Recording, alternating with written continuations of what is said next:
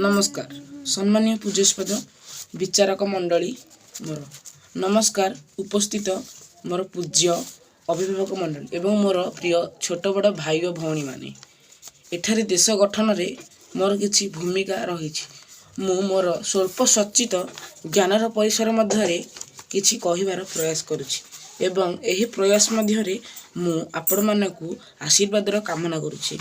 जननी जन्मभूमि स्वर्गदामी आम देश भारत सुजला सुफला शस्य श्यामल अटे।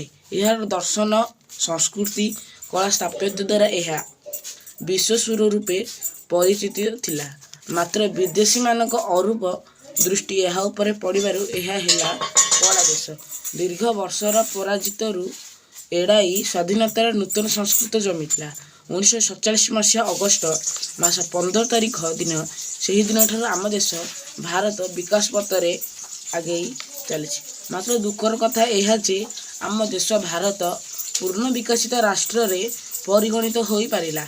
यह पूर्ण विकसित राष्ट्र रूपे परिगणित हेबाकू हेले सामूहिक प्रचेष्टा आवश्यक।